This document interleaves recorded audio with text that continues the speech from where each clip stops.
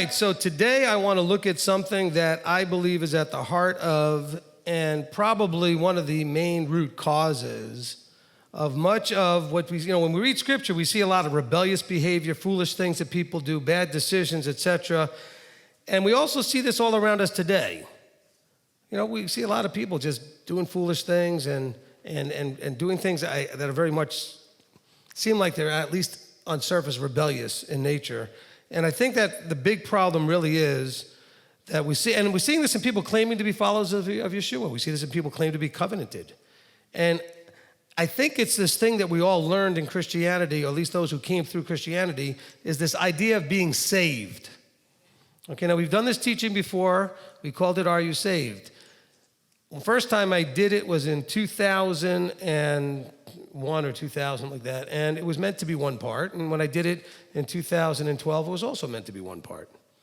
But at that time, one of the guys I was working with had a big problem with the teaching, so gave me an email with all of the standard mainstream Christian rebuttals to everything.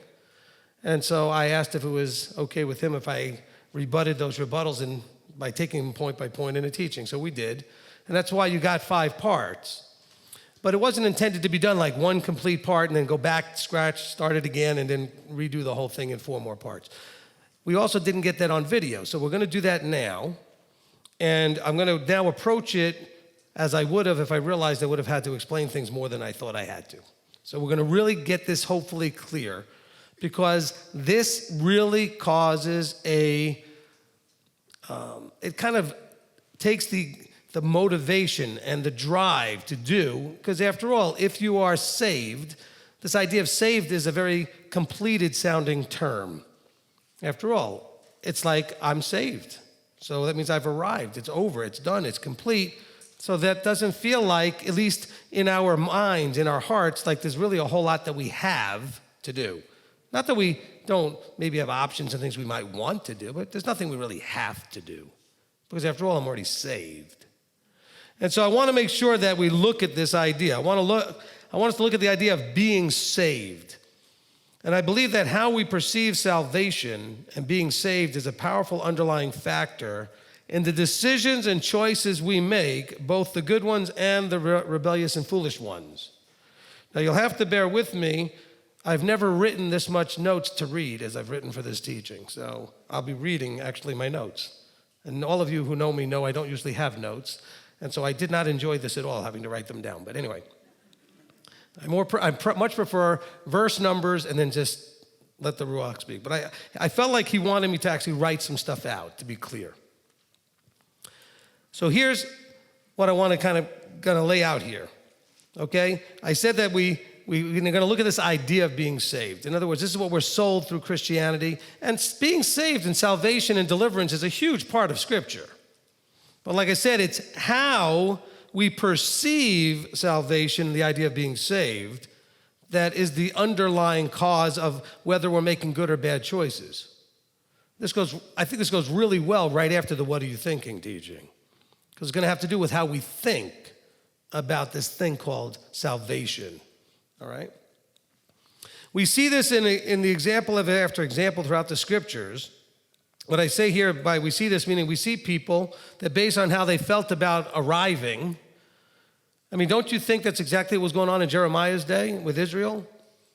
Okay, and Jeremiah is going to Judah and saying to Judah, you guys need to straighten out. And they're like, no, but we're his people. We're special. We've arrived. He's not going to let anything bad happen to us. You can see that right there, their mindset. Okay? Feeling entitled. And so I see this in example after example throughout the Scriptures, and all around us today we see this also by those who claim to be children of the living Elohim, followers of Yeshua, followers of Yahweh. And many of the examples we can see that they were blind or ignorant to the devastating effects of a wrong understanding of being saved, or the wrong understanding of salvation. So I want to go through this reasonably slow, which is going to be hard for me. But I want to make sure that we get this. This is going to be huge. This is not going to be exactly like the original teaching. We're going to take this in a much more, hopefully, logical, straightforward way. Because I still think people struggle with this.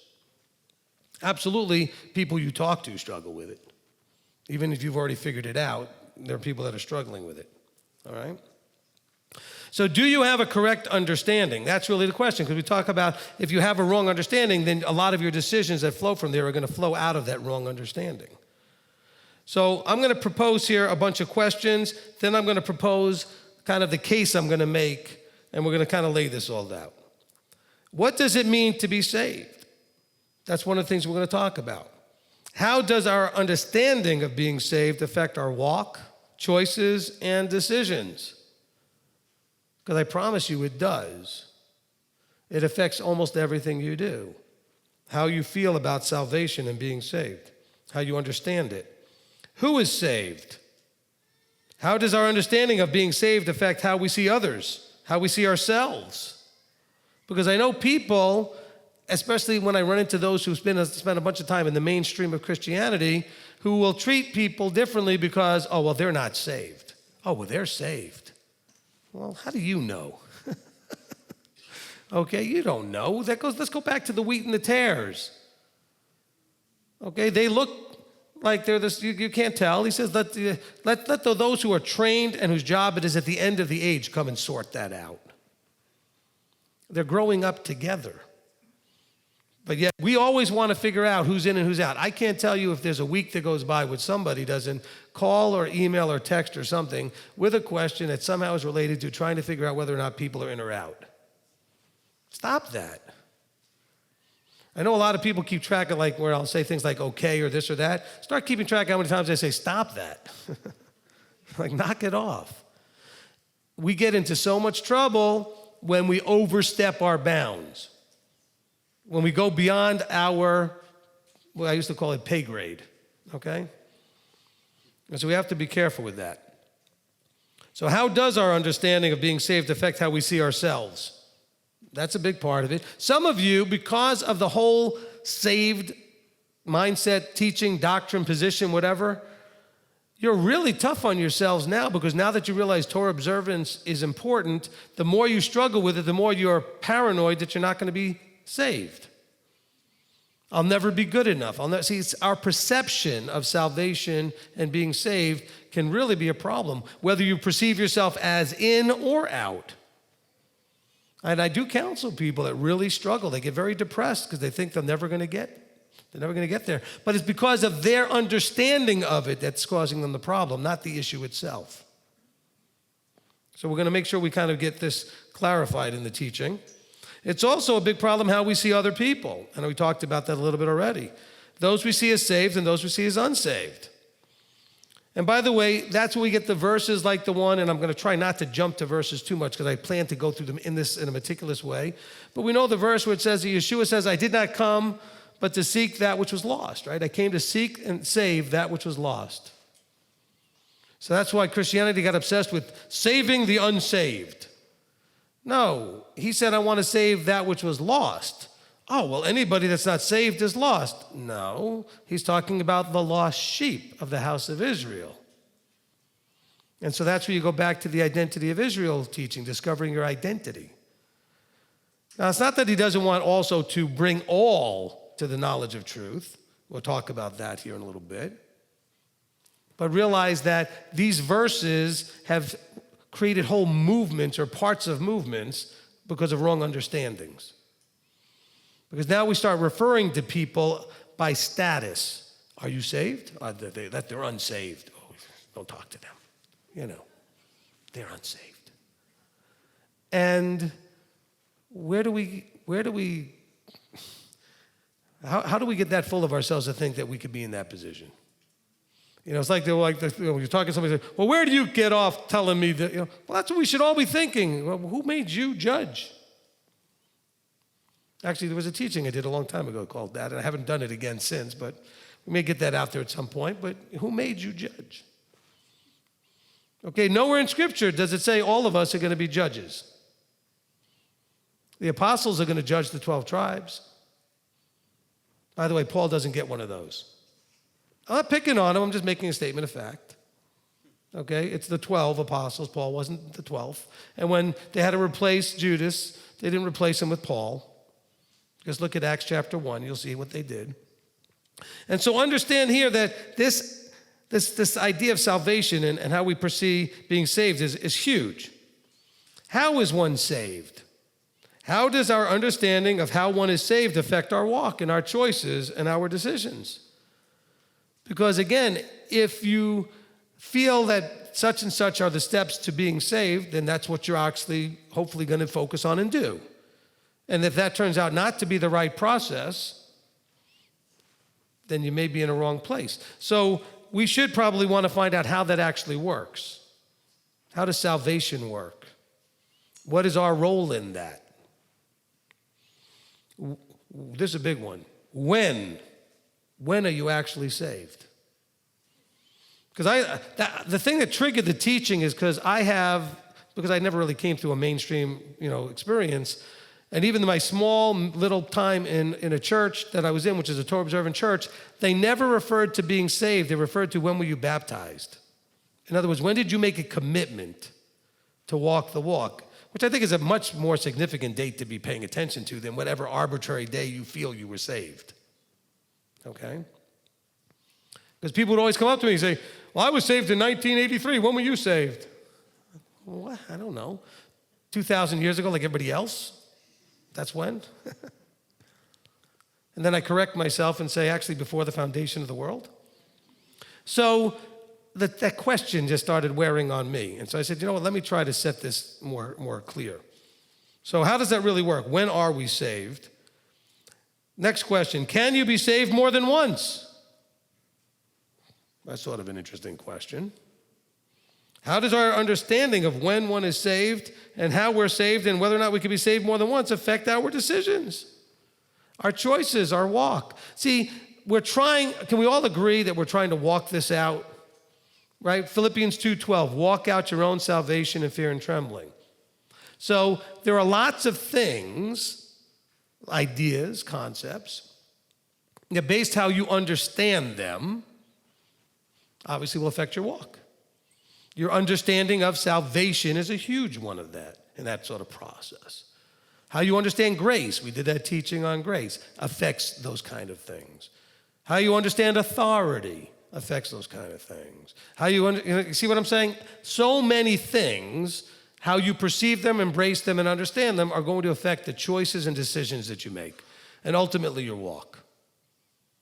And so we're going to take this little piece of the puzzle, although we may take more than just this piece, because Abba and I wrestled with this all night last night as I was putting this down, because I'm not sure if it was him or me wanted to do more or less and take this in 47. This may be longer than the heart of the matter if I'm not careful.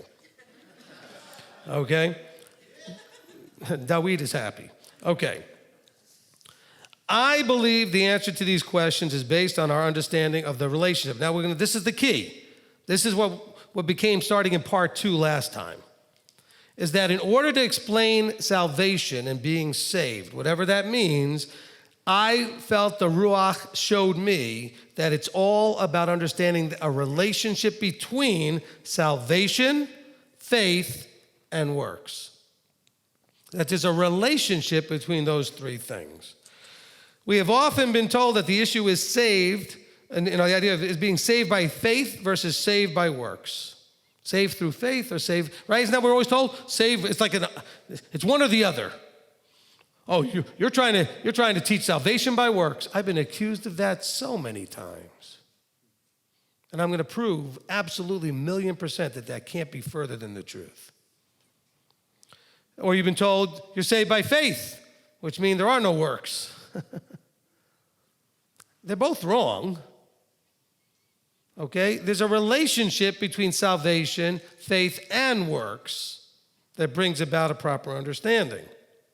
So both positions are wrong because they both lack the understanding of the relationship between the three: salvation, faith, and works. All right, so I want to define these terms for you, okay? I'm not going to use scriptural definitions first. This is sort of just dictionary definitions. Salvation, the preservation from or deliverance from harm, ruin, or loss. And keep in mind that idea of preservation. When you preserve something, you preserve it because you have another need for it, purpose for it, or something you want to do with it. You preserve it, you keep it, because you have something else in mind. Hey, don't throw that out. I think I want to use it for something. Have you ever told anybody that?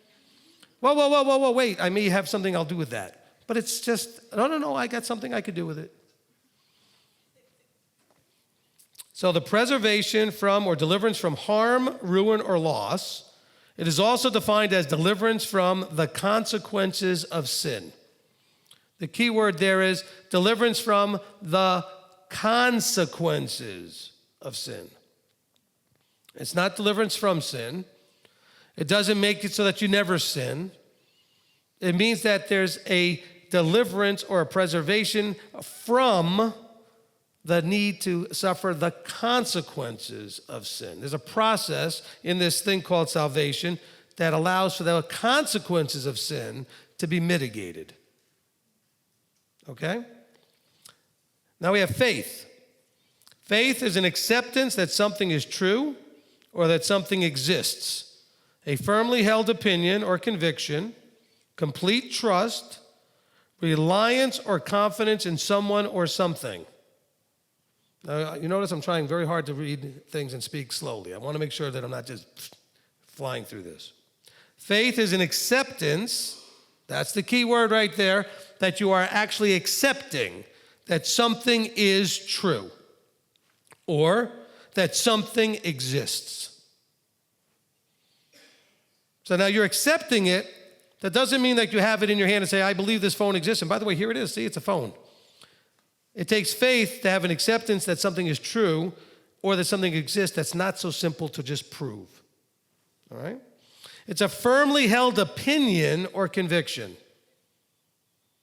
Firmly held opinion or conviction, complete trust, reliance, or confidence in someone or something.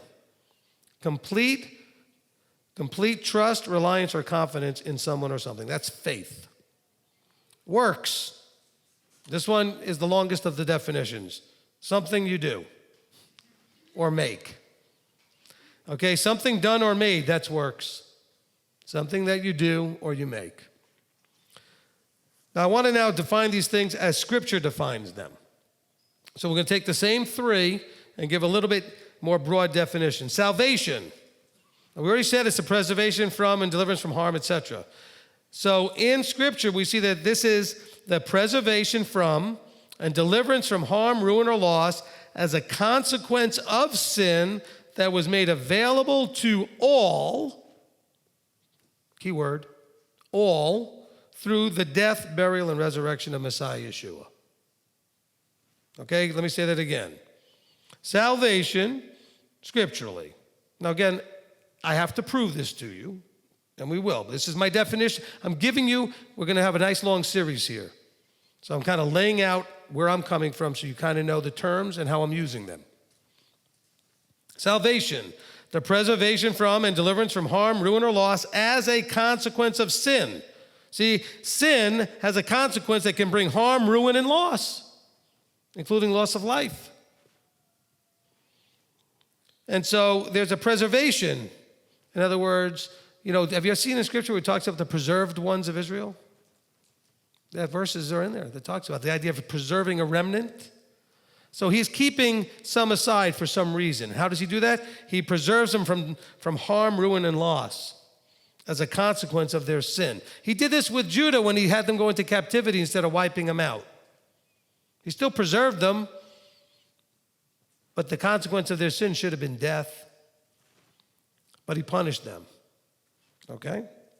So there was a type of salvation there. So here we're talking about the preservation and deliverance that was made available to all through the death, burial, and resurrection of Messiah. By all, we're talking about everyone that ever lived or ever will live. This is another big challenge when people are going through their mainstream sort of journey where there's some sort of an idea that we're special now because we were born after he died, was buried, and resurrected. Because we get access to the Ruach and they didn't. Or we have all these excuses and justifications of what makes us so special. Knock it off. You're special. You know why? Because he made you. And for no other reason. Don't fill in any more. Don't add anything to it. Every one of you is special equally for the same reason. He made you. And by the way, before he showed up on this planet in the flesh, 2,000 plus years ago, all those people before that, they're special too. He made them too.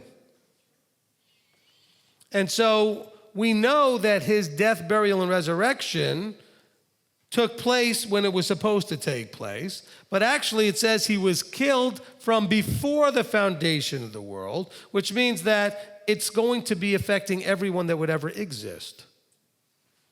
So when it happened is irrelevant as far as we're concerned. Very relevant to Abba's timing because he had to have it done when he had to have it done.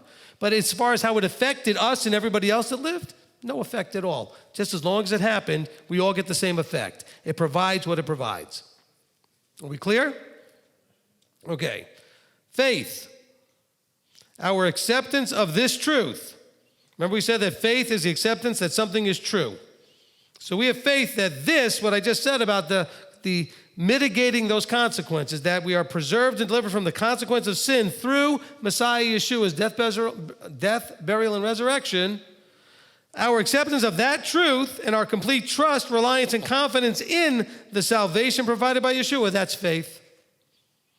That's our faith. Our acceptance that that is true, and we have complete trust, and we rely and we have confidence in what he did, providing that deliverance from the consequences. Hopefully we can agree on that. Works. Works are the things we do, the actions we take. Pay attention. And this is, I'm not being a wise guy here, just pay attention. The actions we take that demonstrate our faith or lack of faith in the salvation provided by Yeshua. Okay? What are works?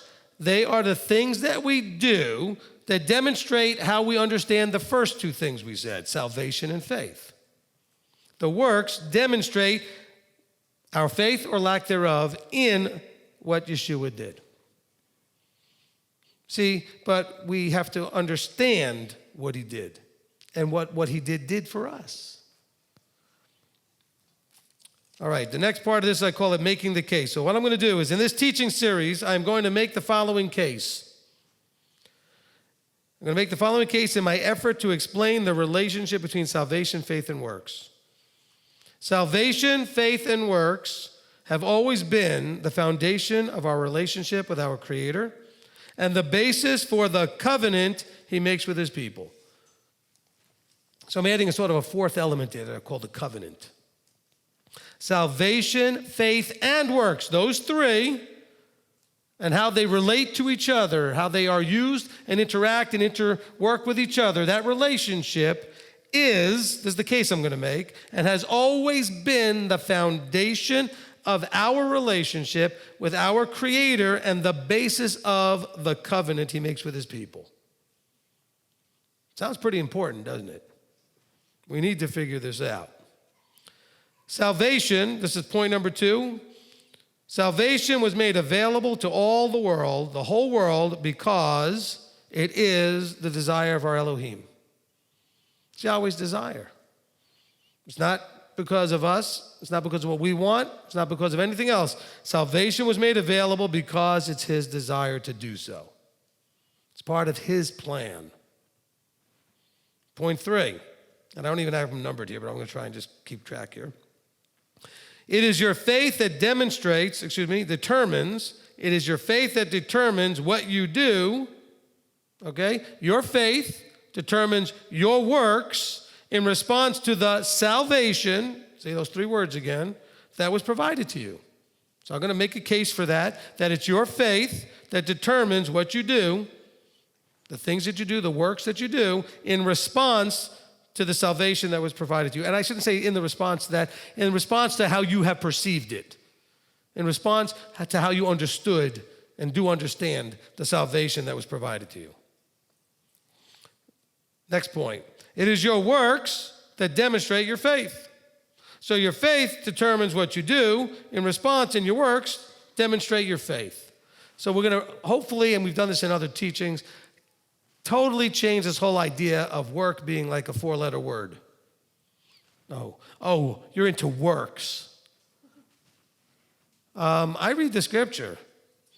It seems like the guy who wrote the book and is in charge of this whole thing, he cares about what you do. We call that works. I'd rather stop using that word. Let's find a different word that says the same thing, because maybe you have, again, we call this Christianese terms. Christianity has taken a term. I'm not saying this to pick on them. They've taken a term, used it so consistently in one unique way that we no longer can use that word without thinking of it that way. So I'd almost like to change the word from focusing on salvation to deliverance. Same idea. Then people say, oh, you're trying to undermine the scripture. Okay, I'm only trying to help you because you're locked in on, triggered by a word to think a certain way. You've been trained and brainwashed, I guess, would be even a way to think a certain way when I use a certain word. If I say grace, I say saved, I say certain words, works, boom. It's like pushing the button. You think a certain way. If I say law, see, that's why Torah became easier for you when you learned the word Torah, because you were taught that we're not under the law. The law is no good. The law is a burden. So let's say Torah, we can look at Torah different, because we are no longer able to look at the word law correctly. So I call that kind of Christianese, words you can't use anymore, because they don't mean what they originally meant. And so it's hard to relearn how to use the word. So we're going to be understanding that it's your works that demonstrate your faith. That's all James was trying to say. That's like the whole of chapter 2 of James. I'm trying to say, I will show you my faith as demonstrated by what I'm doing, my works. So don't think of works as anything more than that. Because people say, oh, trying to keep the law is works. Well, it is one of the works. I mean, there's lots of things I do. Anything I do is called works. I mean, it's what we do. So that's all James is trying to say, is that I don't know what you believe or what your faith is, except I can watch you and see how you act, what you do. And your works, what you do, are going to be very much in line with what you believe. Because you're not going to go against that. I can listen to you say all kinds of wonderful things coming out of your mouth, but then I watch you and it doesn't match. Guess which one I know is true? What you do or what you say? What you do. You know, those old sayings that say, your actions are so loud I can't hear what you're saying. And that's all this is about.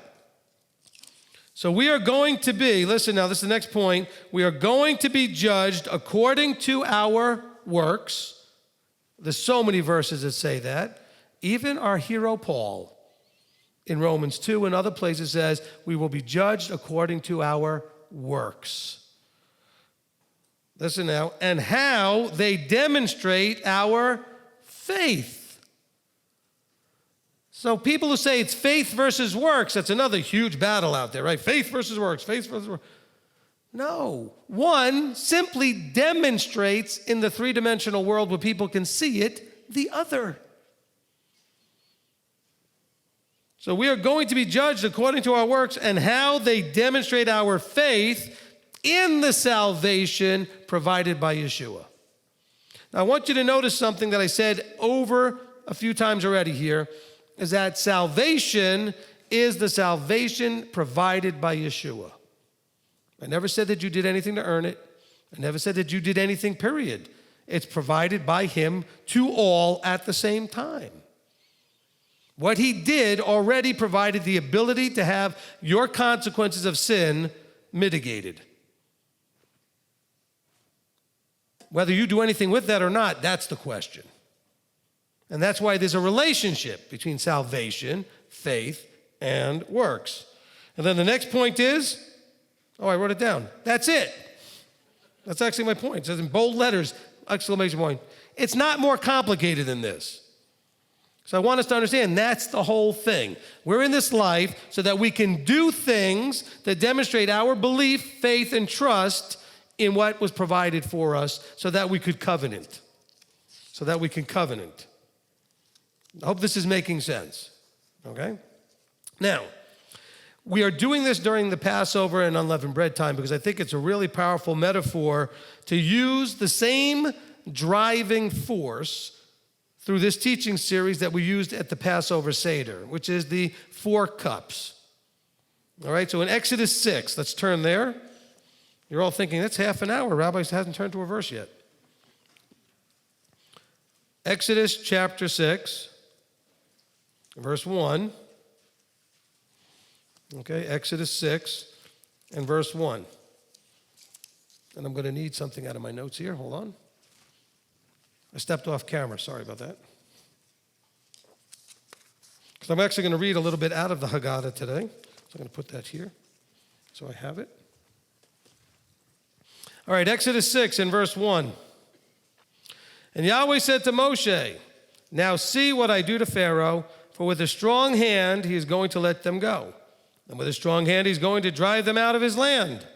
And Elohim spoke to Moshe and said to him, I am Yahweh. And I appeared to Avram, to Yitzchak, to Yaakov, as El Shaddai, the Almighty One. And by my name, Yahweh, was I not known to them. And I also established my covenant with them, to give them the land of Canaan, the land of their sojournings, in which they have sojourned. And I have also heard the groaning of the children. I've also heard the groaning of the children of Israel, whom the Mitzrites are enslaving, and I have remembered my covenant. Say therefore to the children of Israel, I am Yahweh, and I shall bring you out from under the burdens of the Mitzrites, and shall deliver you from their enslaving, and shall redeem you with an outstretched arm and with great judgments, and I shall take you as my people, and I shall be your Elohim, and you shall know that I am Yahweh your Elohim, who is bringing you out from under the burdens of the Mitzrites, and I shall bring you into the land which I swore to give to Abraham, to Yitzchak, and to Yaakov, to give it to you as an inheritance. I am Yahweh.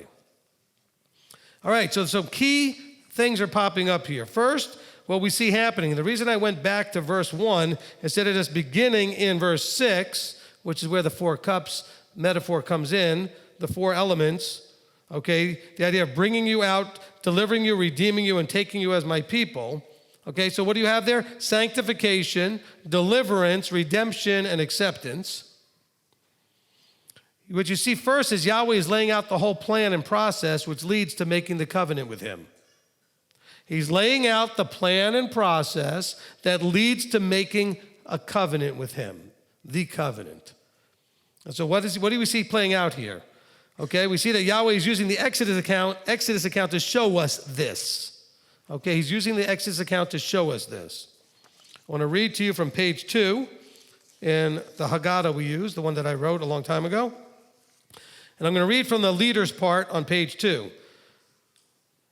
Now remember, I just said that this is an example. He's trying to show us in this Exodus account the process, not just with his people Israel at this moment, but for Israel throughout time. There's a process. Yahweh was preparing Israel for redemption. They would never know the depth of Yahweh's mercy if they did not experience the hopeless bondage of slavery. They would not fully understand the freedom of redemption if they never experienced the shackles of servitude. In this servitude and preparation for redemption, Yahweh was beginning to paint a picture of the person and work of Yeshua, our deliverer and redeemer, who sets us free from the slavery of personal sin. In the Mitzrite slavery, Yahweh was painting a picture of the hopelessness, horrors, bondage, and futility of slavery to self and sin. This is needed to help sinners see their need for the personal redemption that is found in the one who is greater than Moses, Yeshua. Israel's suffering, moaning, and cries were made worse by Yahweh's apparent, that's the key word, apparent, not actual silence. But even though it seemed like Yahweh was not paying attention to the suffering in Mitzrayim, he was not inactive. We see through the story that he did hear the cries of his people suffering in slavery. So what do we see here? First of all, we see in verses here in chapter 6, he says, I appeared to Abraham, Isaac, and Jacob, verse 3. So he says, look, Yahweh will always keep his word. In this case, the covenant he made with Abraham, Isaac, and Jacob. So part of this plan and process is that Yahweh will keep his word. He made the promise. He made promises that include us if we will partake of that covenant. His covenanting with him has promises made by both sides. When you covenant, you make promises. You agree to something. You make an agreement. Okay? Next bullet point here is Yahweh hears the groaning of his people. Now, when we're suffering, there's times when we're wondering, does he even know? Is he listening? Is he paying attention? But that's exactly what we see happening in the Exodus account. Israel was starting to wonder, did he forget about us? Does he even hear our cries? And there are verses that say that I hear their cries. I've heard their cries. He says to Moses, go to Egypt, take my people out. I hear their cries. Tell them I've heard their cries. So Yahweh hears the groaning of his people in their bondage. So when we were reading this and understanding it, notice that we were hitting these points here, and we're going to hit them in great detail. And I want to break down this idea of the groanings first by going to Romans 6:16. I'm just going to quote this verse real quickly. It's just one verse.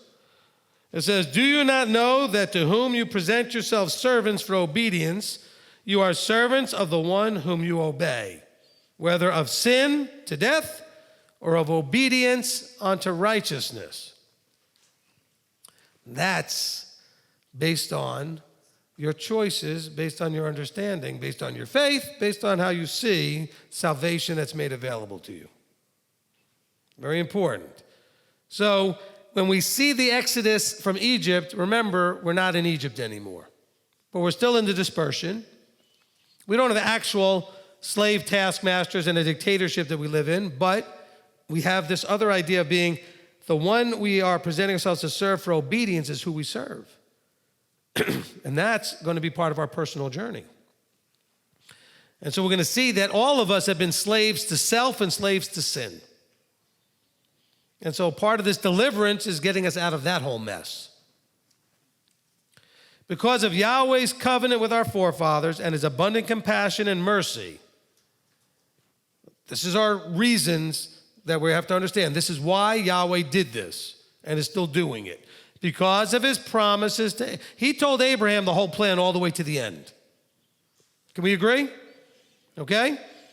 And so he promised and made promises to Abraham that was then passed to Isaac and then to Jacob and added and sort of in more detail expanded on.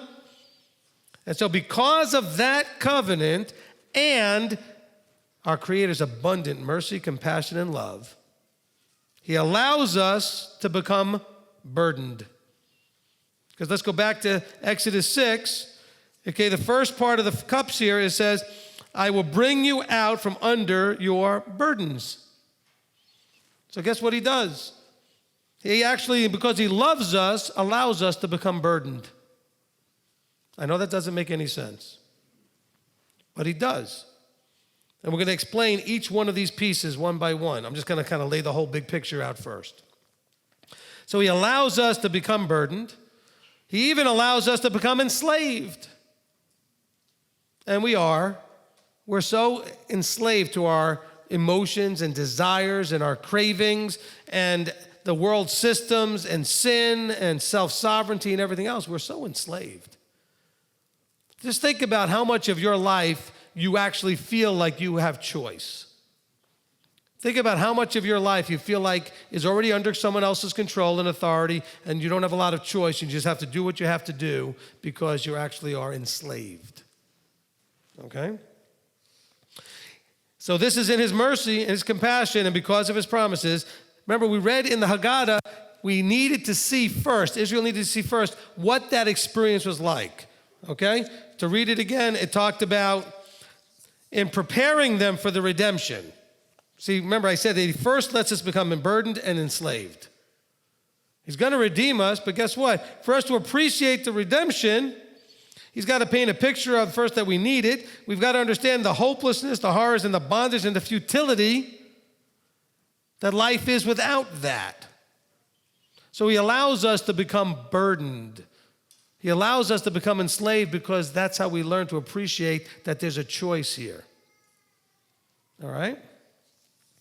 He then disturbs our peace by opening our eyes and ears so that we can see that we are burdened and enslaved and in need of deliverance. So that's really the step one, is that once you're already in that kind of a burdened life and you're enslaved, etc., which is everybody, he ends up opening your eyes so that you can actually realize you are enslaved and burdened. You may have been going along thinking that you were doing pretty good.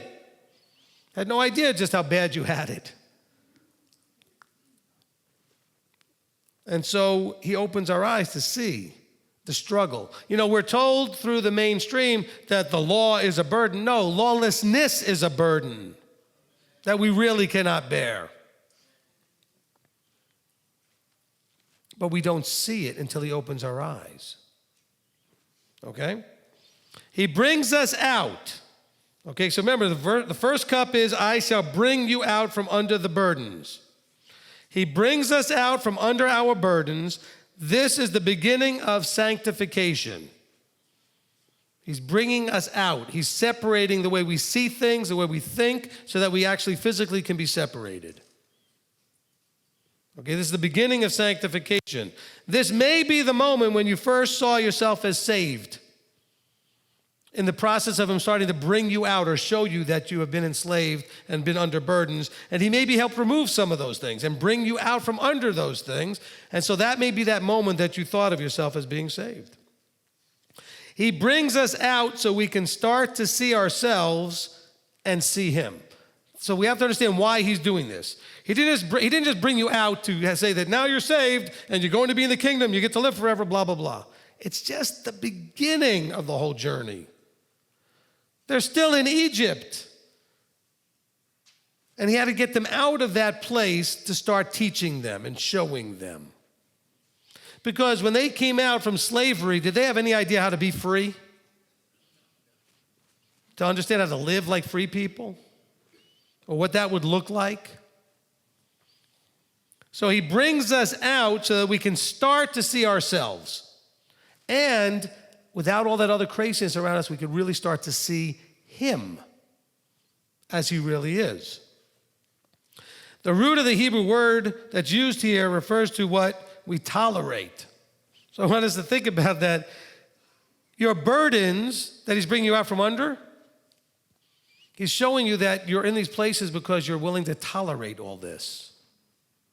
You've come to a place where you tolerate the mediocrity, the suffering, the awful things, the abuses, the bad choices. In other words, you've lost the will to choose. Remember, we did a teaching a long time ago, not too long, I guess, called Making Decisions is the Reason You Exist.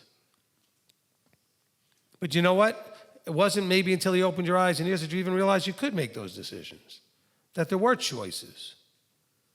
Or even understood what the choices were, but you were hoping there would be another choice because where you were was not where you wanted to be. There's got to be something better than this. Anybody have that thought? But you didn't know what it was. So he starts to deliver you or bring you out from under your burdens. So that why? So that you can start to see everything around you more clearly and you can start to see him. So you see yourself. And by the way, seeing yourself also means that you start to take responsibility for your part in your mess. We're so good at blaming everybody else.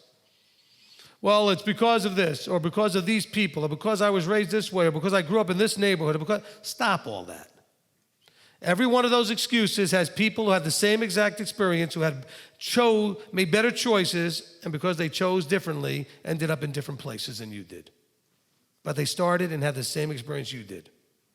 So be careful with that. So think about when it says he brought them out from under their burdens. Think about things that you tolerate. You tolerate the misery and the things. See, if you would get mad enough, you would actually make some changes. We're going to talk about this a lot probably in the Up to the Challenge teaching in a couple of days. Okay, when we have the class. Because you are exactly where you tolerate being. Because whatever you don't tolerate, you know what you do? You change it. If something is intolerable, what do? You fix it, change it, move on, do something different, because it's intolerable. You don't stay in the place called intolerable very long, but it's amazing what you can tolerate. It's unbelievable the things we take and we just accept and we tolerate it. Well, I guess that's just the way it is, and it's my life. And why? He's trying to bring you out of that. Trying to bring you out from your burdens and your slavery. So he brings you out. Listen, he brings us out so we can see that there is a choice, a better way. You couldn't see that when you were burdened and enslaved and you were sitting there just tolerating and existing. Which would you rather be, tolerating or thriving? It's not really a tough choice. But most of us, if I asked you to be honest, if you are currently thriving or tolerating, you're probably going to say tolerating in most areas of your life. There's a better way. There's a better way. We begin, because of this bringing out from under the burdens and the enslavement, we begin to learn that the cause of our suffering is what? Sin. What is sin? The transgression of the law. What is the law? Every instruction that Yahweh put into place of how the world's supposed to work and how we're supposed to work. It's not like a coded, just like if you go over this speed limit or if you make this kind of turn over this kind of double line or whatever. No, we're talking about everything that functions has a way to function correctly, including you and me. The Creator put all that in place. All animals, all creatures, all things that exist are designed to function a certain way. When we realize that, our suffering is caused when we are dysfunctional. We're not functioning as manufacturer specs. That's where our suffering comes into play. He brings us out so we can see that. And then he shows us him. And then when we see him and we see us, he then says, I love you enough to show you how to get from where you are to where I am. We call that the Torah. What's the Torah? The teachings and instructions of Yahweh about what we need to know to exist. So we understand these things. He brings us out to start the process of being kadosh, which means to be set apart. In a lot of Bibles it says to be holy. It's another one of those Christianese words, nobody knows what it means. So let's go with kadosh. Set apart for the purpose of serving our Creator, of being what he designed us to be, to do what he functioned us to be. And so we have to be set apart. I want to read you now from page 7 out of the Haggadah.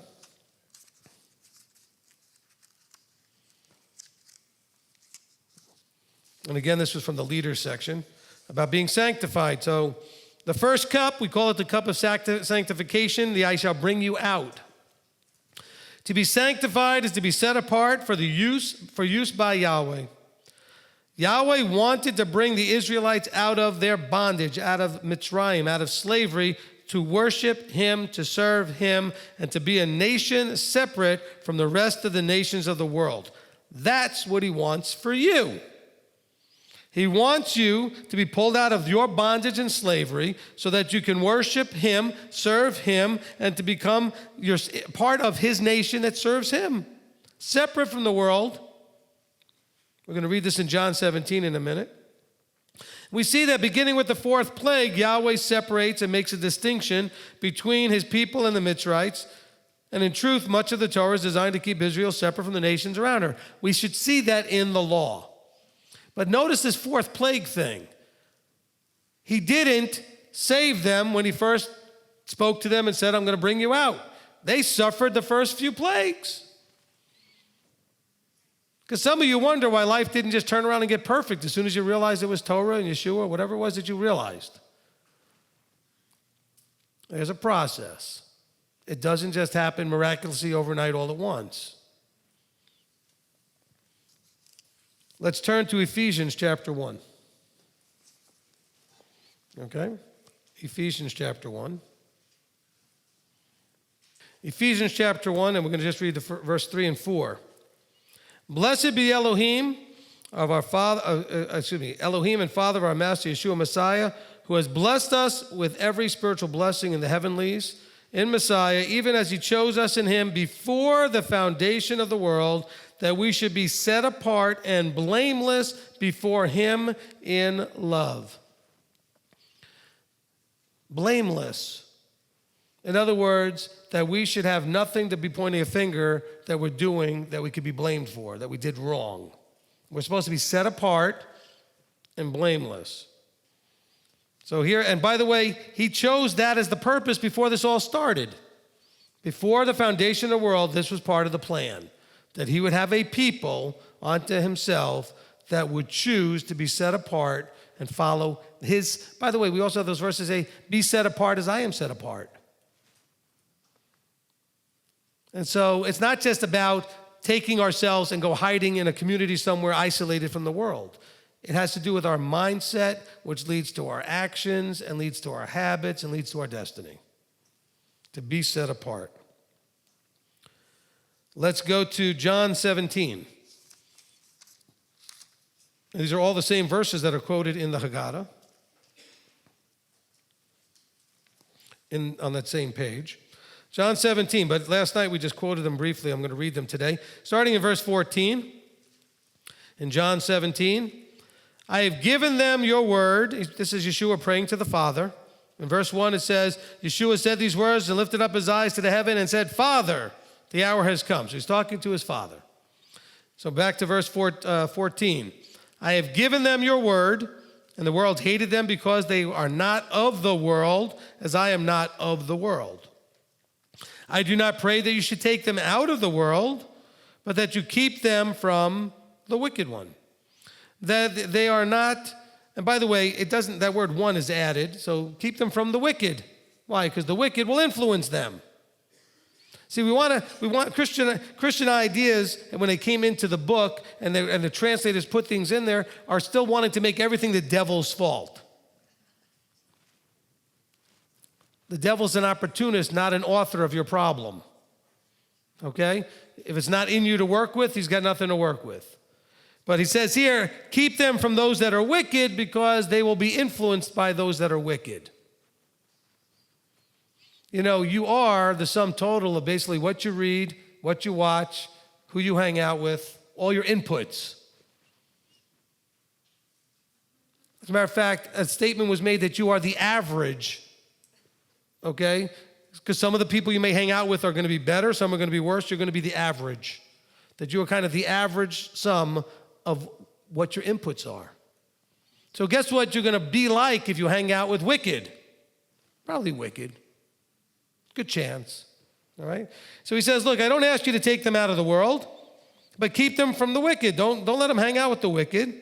They are not of the world, as I am not of the world. Set them apart.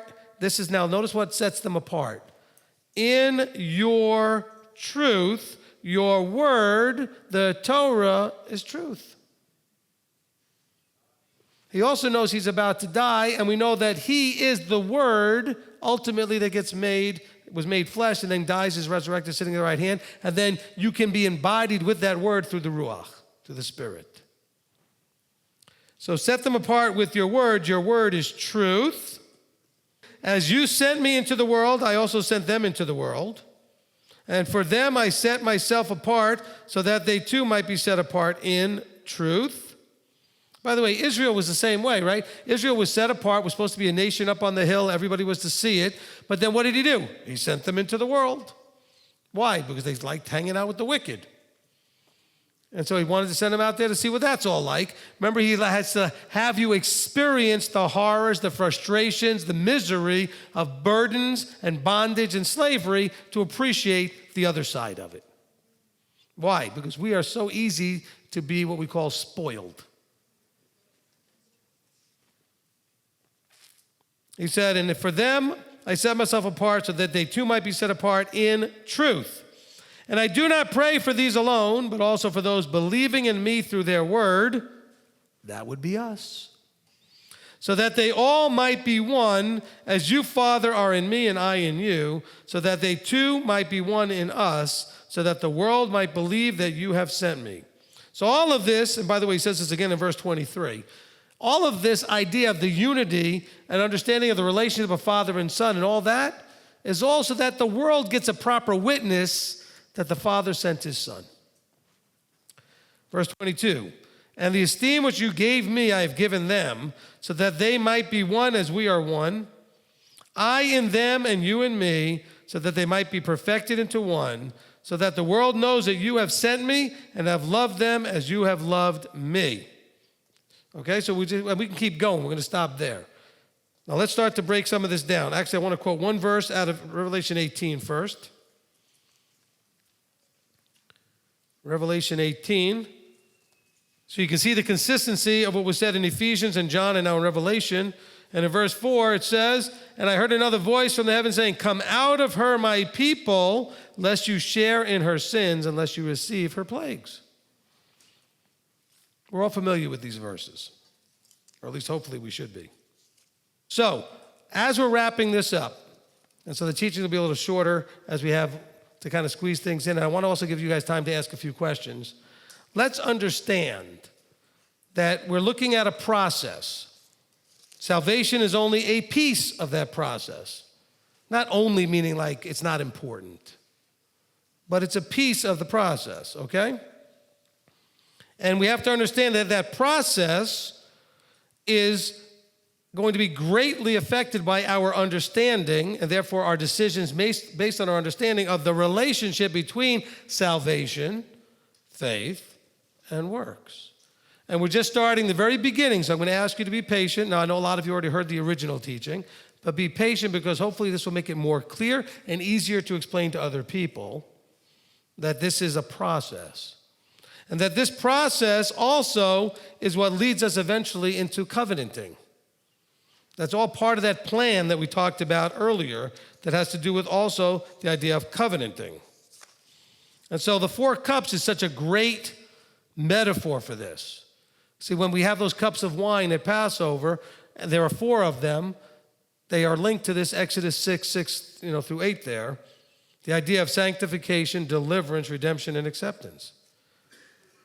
But they're all connected to a metaphor that we all are very familiar with, which is the deliverance and process of going from slavery in Egypt through the process of learning about their Creator, ending up at Sinai and making a covenant.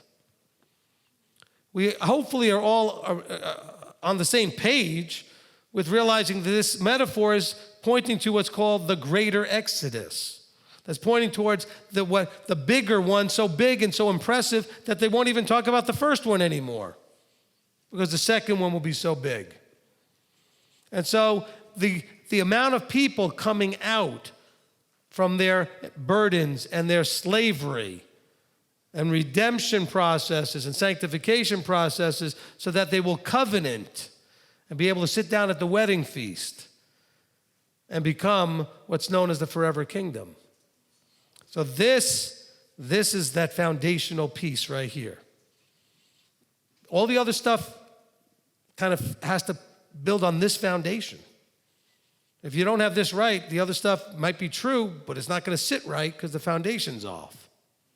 And we want to make sure that we have a foundation that's not off. So today we started off with just that first cup. We laid out the case. We talked about the questions we're going to answer through the teaching. And we started off with that first cup, the coming out from the burdens, the idea of sanctification. And now we're going to go into being set free from the slavery in the next part. Father, we come before you. We are so blessed and so appreciative to be able to come to you, to come together, to be set apart, to understand that you are allowing us to go through the same process as everybody that ever lived.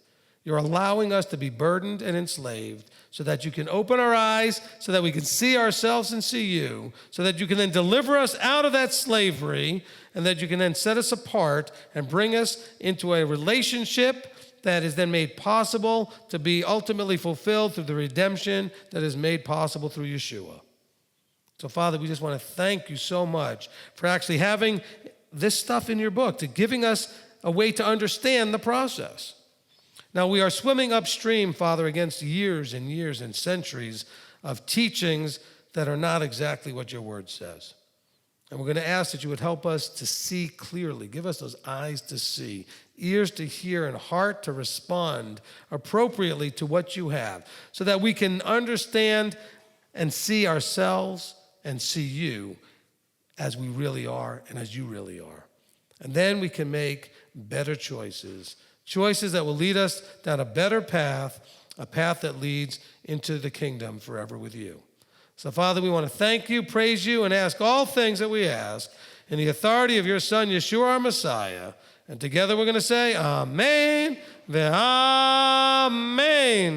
Amen.